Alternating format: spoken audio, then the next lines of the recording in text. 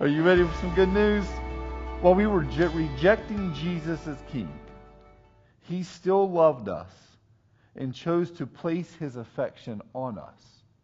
In our series called All Things New, we've been looking together at the book of 2 Corinthians. 2 Corinthians, written to the church in Corinth. Corinth, as we've learned before, was a small city on the Peloponnesus between Athens and Tripoli. It was a trading post. Lots of different cultures had melted into this city, but it was almost entirely pagan. So God placed it on the heart of Paul to go there and plant a church. He leaves after spending nearly 20 months with these people in Corinth, and he begins to hear that they're believing false gospels and not living in accordance with what God had called them towards. And so he writes the letter, we call it 1 Corinthians, to them to try to correct those behaviors. See, your entire life is oriented by the thing or person you worship. It is why the worship of Jesus changes your life, because you are changed by the thing you place your affection on.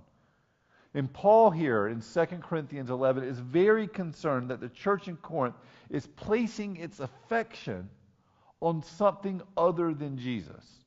And so he's going to spend these 6 verses that we're going to look at together today helping them realign their affection really on 4 things, all related to Jesus.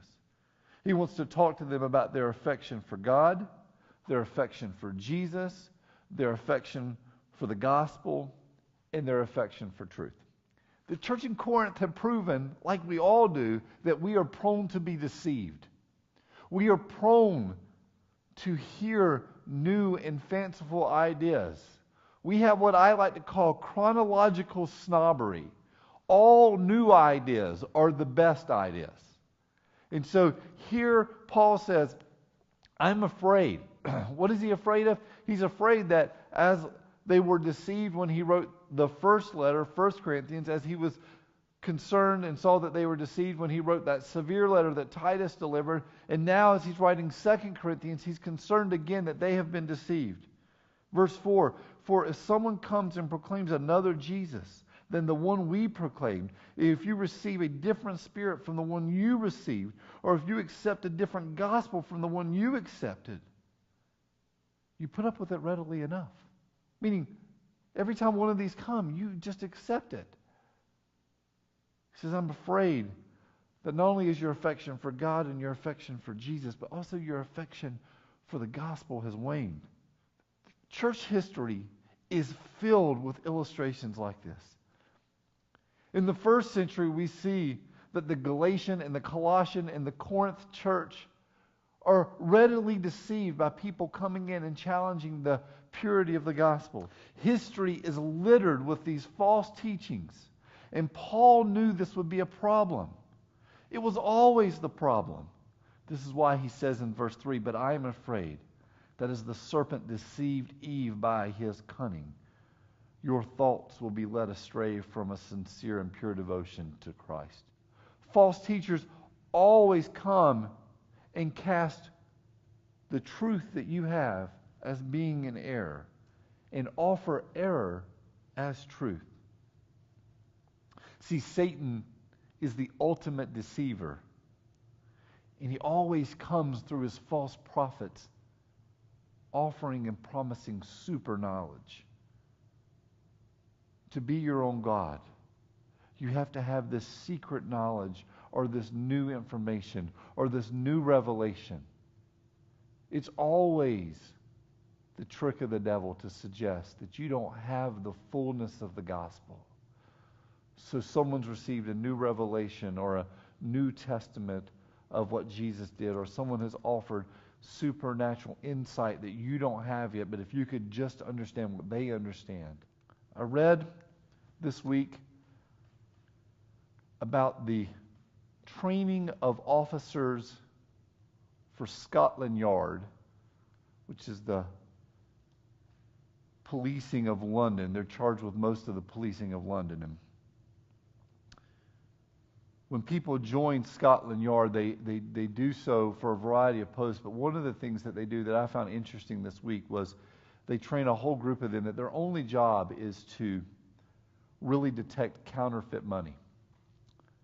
At any given time in London, there are nearly 10,000 variations of counterfeit money in circulation. Everything from the guy who's at home with a really nice copier, who makes a copy of a bill and tries to pay for gas with that, all the way to people who, on the black market, buy the fibrous paper that the London pound is printed on and try to artificially make that and then launder that money so that it gets into circulation. They have a whole team of people who are trained to try to spot this counterfeit money. What I found most interesting is that they train them for 6 months. So you come in, you join the academy for Scotland Yard, and for 6 months, all you're doing is preparing to be able to spot counterfeits. But the way they do it is for 5.5 months, they never let them see a counterfeit bill. They never let them touch a fake pound. They never let them look at some of the best artificial versions. Instead, for 5.5 months of 6 months, all they do is study the real thing.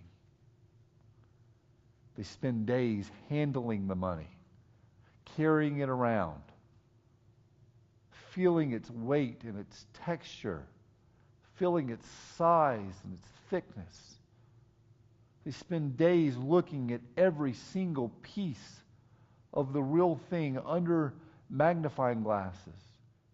They're so aware of the real thing that the moment that anything counterfeit passes before them, they instantly know it. That isn't the real thing. That is Paul's desire for the church in Corinth, is that they be so aware of the gospel that the moment that anyone tries to teach them something false, they see it. They instantly know that's not the real gospel. Anybody who tries to add anything to it or take anything away from it is polluting the purity of the gospel. Jesus died for you when you rejected Him. He loved you when you hated Him. And He's gone to prepare a place for you because His affection for you will never waver. And He will come back and He will take you to be in the place that He's prepared for you. Your hope for tomorrow is found today in Jesus, your King.